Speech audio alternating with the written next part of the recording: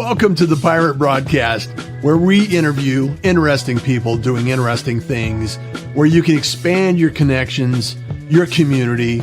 Kindness is cool and smiles are free. And let's get this party started. I am so excited for the Pirate Broadcast today because we're going to talk about things that are relevant to today's environment. We're going to be talking about education, bringing your kids into a virtual classroom, and the fact that we're getting back into the school year, and then also some deeper questions about education and the opportunities that education brings to the table, and also maybe some more personal stories with Jennifer Price today. And if you're welcome here, you're always welcome here. And if you're watching today live, drop some comments in the feed so we can actually interact with you.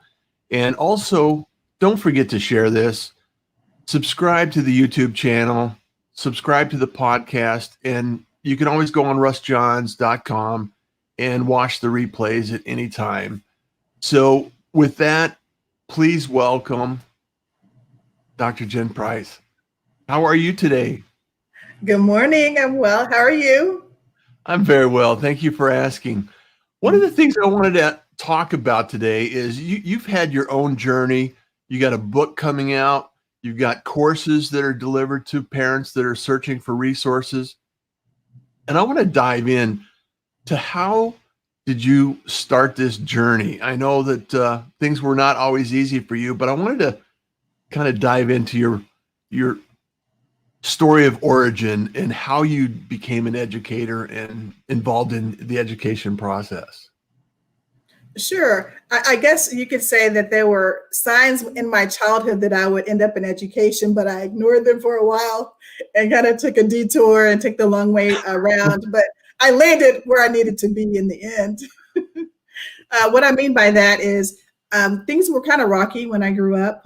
We had a tragedy. My mom passed away when I was 7, and I have 3 younger sisters. And I'm very thankful that I had a really good father who was committed to, being there for us. And he did everything he could to try to help us to be successful. He learned how to cook, and he cleaned, and he tried to comb our hair, but that didn't always turn out so well. But he loved us, and he believed in us, and he pushed us to excel, and always taught us that we could do whatever we put our mind to, that there were no limits. And I believed him. Yeah.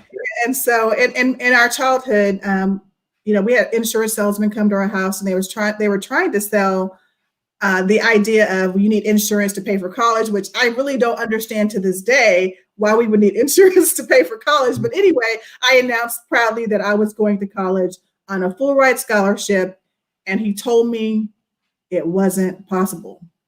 Wow. So what was your scholarship on? And what was that question? What was your scholarship for? And so I didn't believe him because my dad taught me I could do whatever I set my mind to. And so I started looking for scholarships in 7th grade. And by the end of the process, when I was in high school, I started looking for scholarships. And I had learned from those applications how important it was to have good grades, to be involved in the community, and to also participate in extracurricular activities. And so my scholarship, the full ride scholarship for my bachelor's and master's degree, was based on all of those things. And so I'm thankful that I guess I was told what I couldn't do, because it prompted me to really come up with a plan to make my dream become a reality. So for those of you that are not connected with Jen, please connect with her and, tell her Russ sent you. Make a comment, make it personal, and let her know that you're a pirate, because you're now a pirate. So let's start the conversation, because there's so many things that I want to unpack from your childhood and growing up, and the fact that you had this inspiration as in 7th grade to go out and actually look for scholarships and look for ways and find and discover a path to actually go to college. And so it was meant to be, obviously. And I think that a lot of people fail to understand that there's a lot of scholarships out there that go undelivered because people just overlook that they're available. There's a lot of resources for people to go to college and school and have resources available to them if they do the homework and they go out there. And that's part of what you're doing now for families, as I understand or I'm imagine. So, what's the process that you go through? Sure. One of the things I like to do is assess a student and look at where they are in terms of what have they accomplished to today. What kind of grades do they have? What is their GPA? What is their rank? If their school ranks, what kind of clubs and activities are they involved in? Are they serving others? And not every student has all of those things. Some do really well in school and they're Mhm. so busy with their advanced placement courses and they're a little light on the club department. Or maybe Yeah. they just really serve a whole lot. Maybe they even volunteer in their church, but then they don't do much outside of that. Some do a little bit of everything. And so part of what I do is get to know the student and the family to try to understand what is it that fuels that student? What are they excited about? What are they passionate about? What are their strengths? And in Yeah. some cases, I might even challenge them or encourage them to push themselves, stretch themselves beyond where they are and say, you know what, I'm glad that you're on the debate team right now. Next year, how about you become an officer? Or by the time that you're a junior, maybe you should shoot for being a vice president, of this organization. And so I encourage them, I challenge them to do things that make sense, not just some random, oh, let me go help people in a nursing home because I need volunteer hours. No, if you really don't want to do that, do something that makes sense for who you are and what Yeah. you enjoy. Do you And find do you find that there are some kids that are um,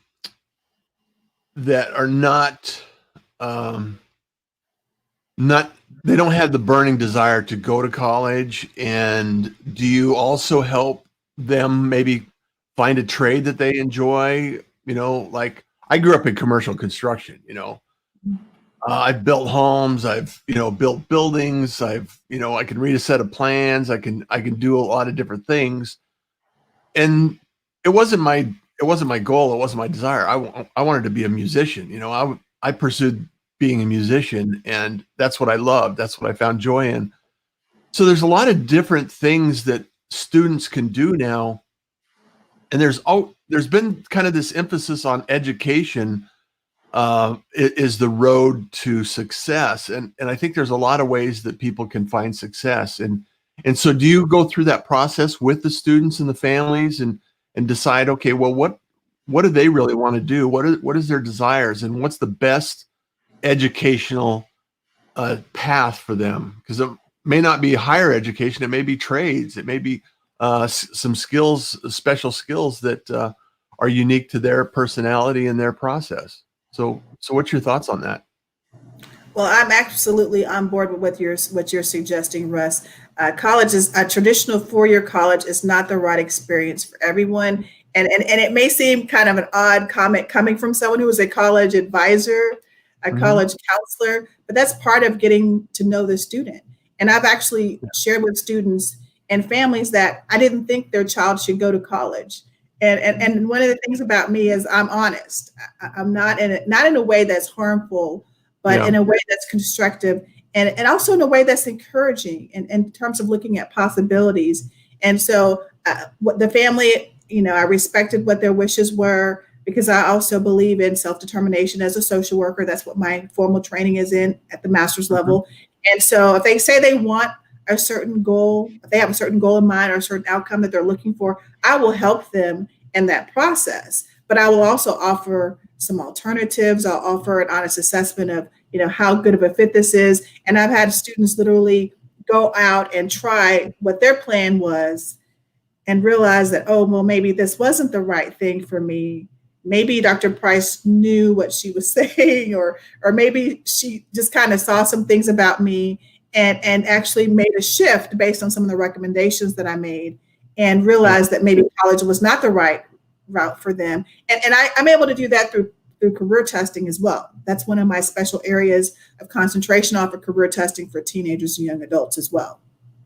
And I suspect you have a little bit of experience around different personalities and kids and their, their aptitude towards different subjects as well. I mean, if you walk into the house and somebody's created this amazing centerpiece in woodworking or something like that, craftsman, because I think a lot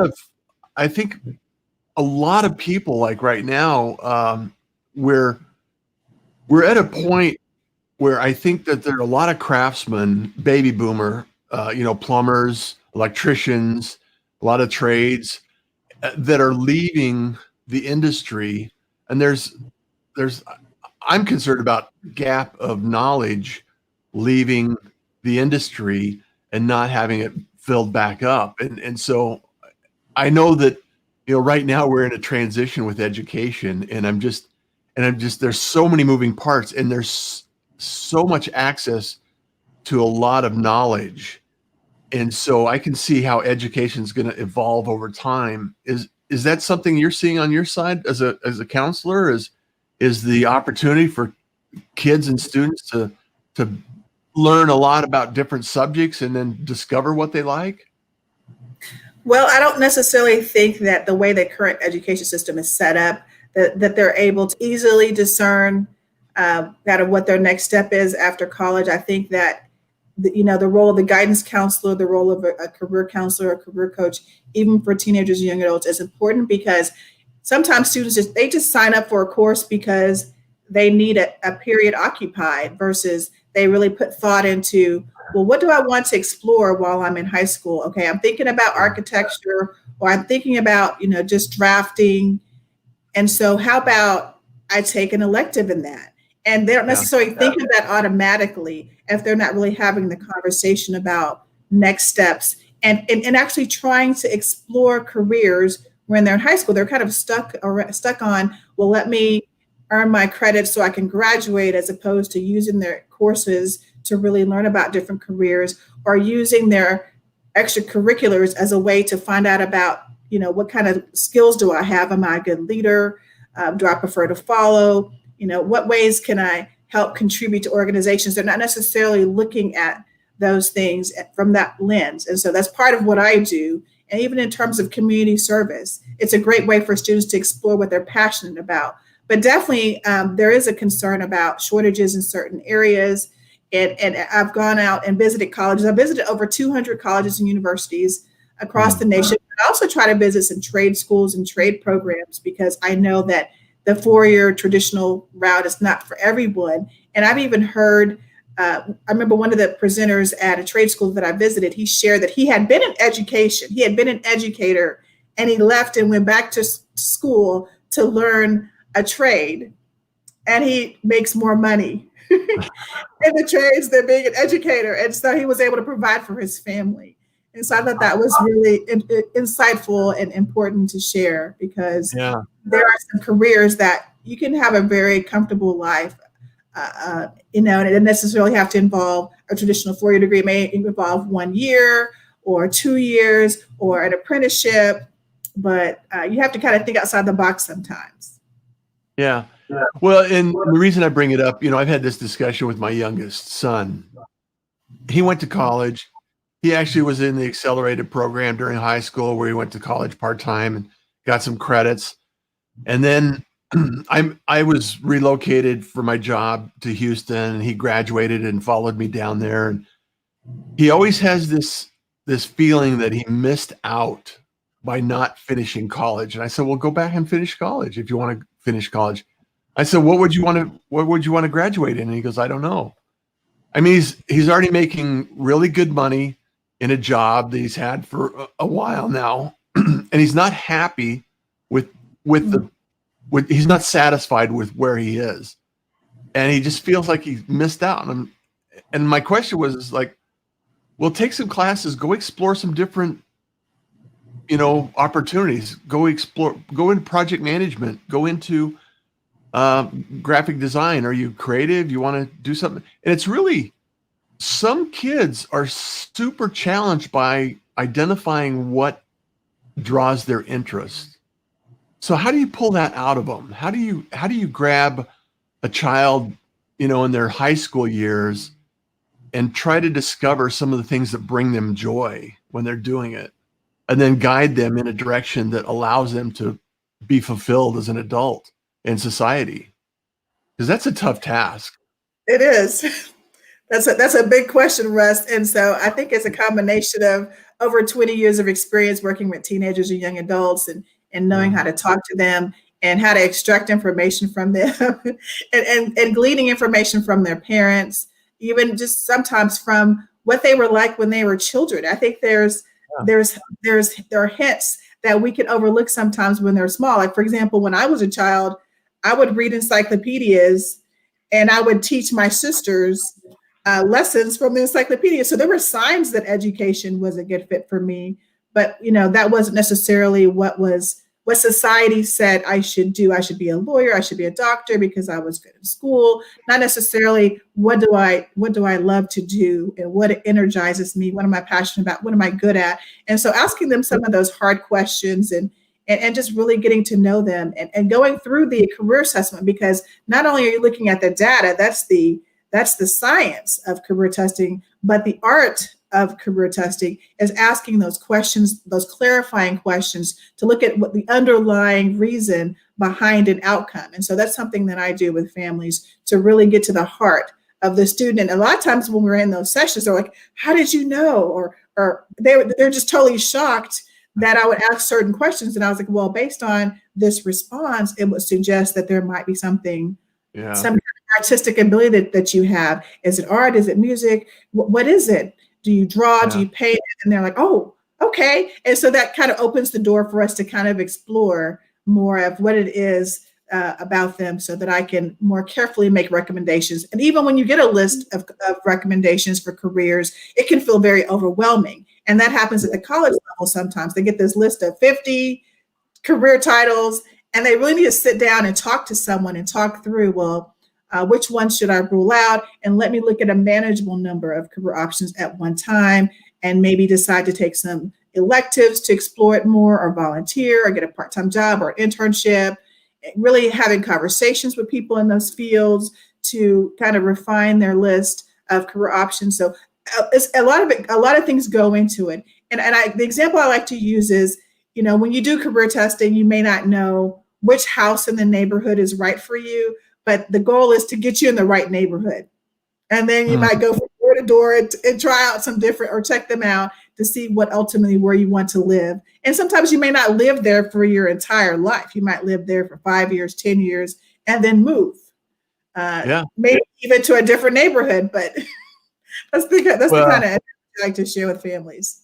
Yeah, I always look at it, I've had multiple careers over my lifetime, and a diverse number of experiences. And that's what I think builds the wealth in our lives, is the richness of experience. And one of the things that I want to mention is, and I think that there's a lot of misinformation, and maybe not, that may not be the best way to describe it, but there's a lot of resources by Mentorship and finding people in an industry where where kids could go interview someone and ask questions and things like that. And one of the things, like just in the pirate community, like we have Howard Kaufman. Good morning. He's an entrepreneur that started a business. He's in an industry that is already out there. Howard, good morning. Thank you for being here. We got Randall Constant. He's in the food industry. He's been building a network of companies that are in the food industry in all 50 states, and he has companies all over that talk to him and encourage him to talk about their products and services and things like that. So there's people from all over the world that are here, and then they're just all over. And so I don't want to mess up your name, so I'm sorry. How are you? It's going. And then Lewis, good morning, Jennifer and Russ from Los Angeles. Have a groovy day. Thank you, Lewis. Appreciate it. Sherry Lawley, she's created products and services for the healthcare industry and the construction industry, and doing some things like that. And it's all of these, Angie, Angie works for an organization that serves the government supplies and services and products and everything else. It's amazing. And good morning, Corey. I'm not sure what Corey does. I have to learn more about Corey. Thank you for being here, Corey. And Wendy asked the question, what is your advice on trying a lot of different volunteer job options? Often young people are surprised by previously unrecognized talents and aptitudes. And I think that's a brilliant question, Wendy. And Wendy is actually a movie producer. We're working on a project on called My Golden Blood that is going to be out soon. There's a book, there's a movie, there's a game, and there's some immense enthusiasm going on where a lot of kids could actually get involved and engaged in this effort and learn about the movie production skills, shooting movies, producing movies, writing books, producing books, and things like that. That's a huge volume of information that would be available for some people. Kenyatta is a counselor. She does coaching. Good morning, Russ Johns, Pirate Peeps, and then Jennifer Price, PhD. You are right on with what you're sharing. Having worked in executive leadership for colleges in a couple of decades, I was a perpetual topic of discussion and discovery. So that would be a fantastic connection. And also, Jennifer, Angie helps people get healthier in a super easy way. She's always supportive in the community. So all of these people, and my point is that there are so many ways we can absorb information. And as a professional assisting parents, I mean, you have to take all this in and kind of almost be a detective when you talk to a student and discover what they light up about, you know. So it's really hats off to you, and I applaud and thank you for your efforts. It's amazing that you can do this, and I applaud the teachers and everybody that's going through this process right now. So I what do you see for the people that can't connect with you directly? What do you have available that you can share with people? Do you have a course that you can share with people that allows them your years of experience without having to be in the room with you? Can you talk about that? Yes, thank you, Russ. Well, the timing has worked out really well with the not that we are in a pandemic, but I had decided, I know, but I had decided that I really wanted to help more students and families. Yeah. And I felt like my hands were tied in the school system. You know, I had other competing priorities outside of the college and career advising as an administrator or as a teacher. And then even in my private practice, limited to just helping families one-on-one. So I essentially replicated myself through an online course and distilled my over 20 plus years of experience. And I created an online course. And so families can go through videos and modules, and they have a resource guide with activities, assignments for the students. And it just basically takes them step by step through the process that I have used with students and families for over 20 years. It factors in what I've learned about the college admissions process and visiting over 200 colleges and universities nationwide, and what I've learned that has helped students win over $15 million in scholarship offers from my time working with them. And so families are able to do a little bit at a time over a longer period of time, in the comforts of their home.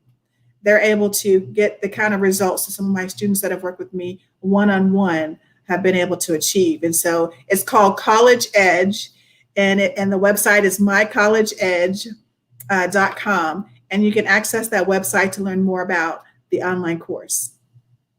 Well, and I encourage everyone to go check it out if you have students or you have friends that have students.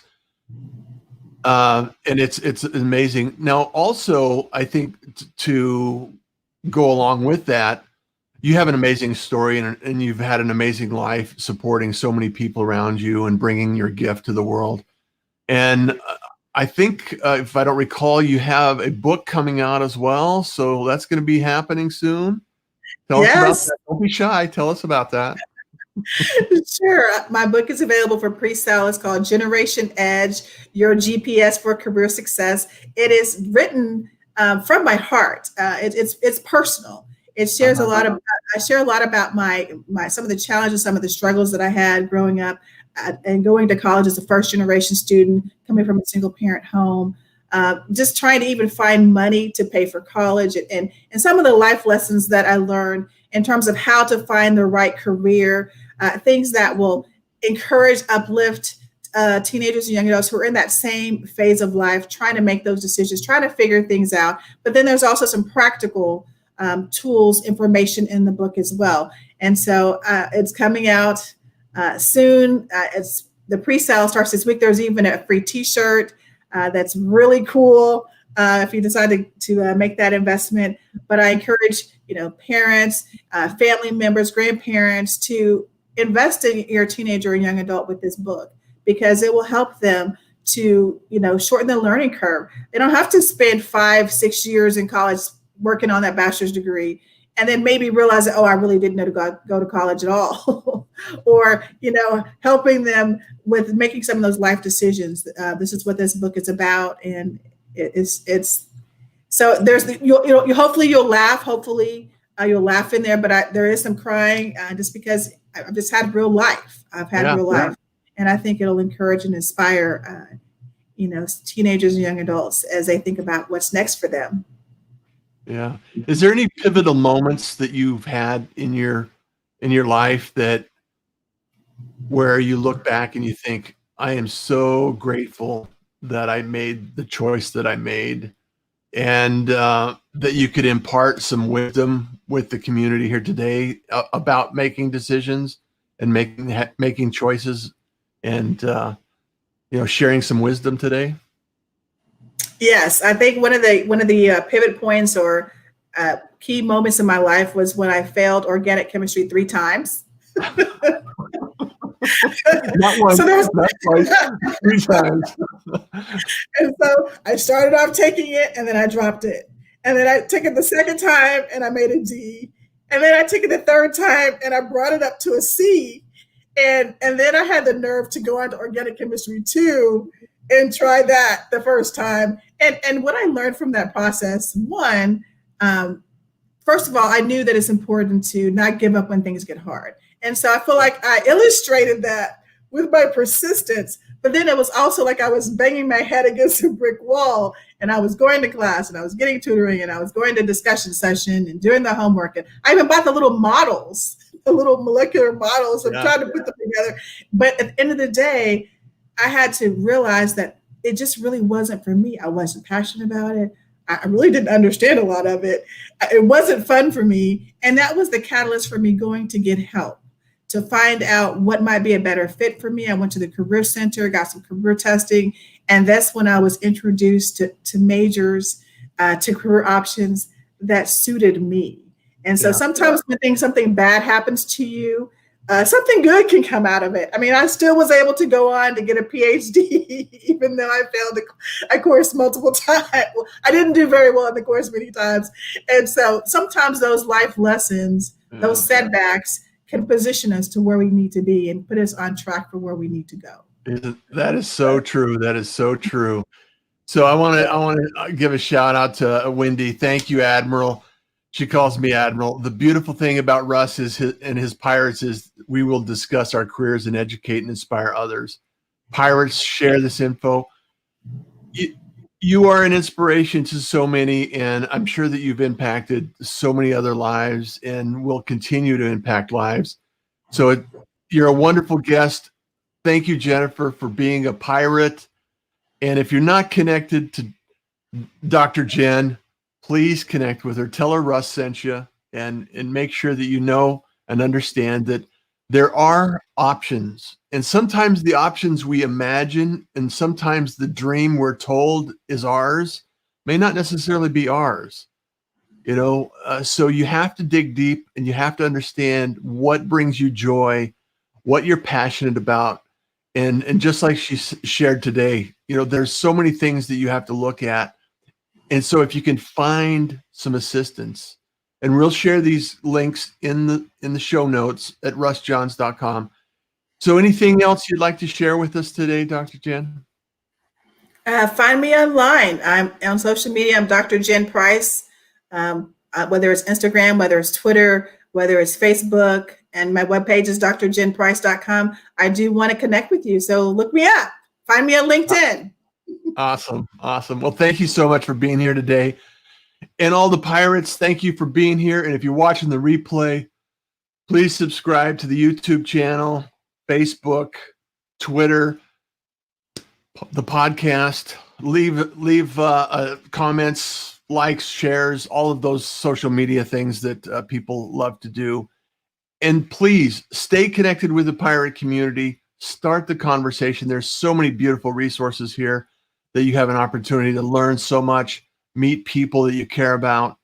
And as always, kindness is cool and smiles are free. So you enjoy the day. Take care, everyone. Thank you for joining the Pirate Broadcast. If you found this content valuable, please like, comment, and share it across your social media channels. I would love the opportunity to help others grow in their business. The Pirate Syndicate is a platform where you show up, we produce the show. It's that easy. If you want to be seen, be heard, and be talked about, join the Pirate Syndicate today.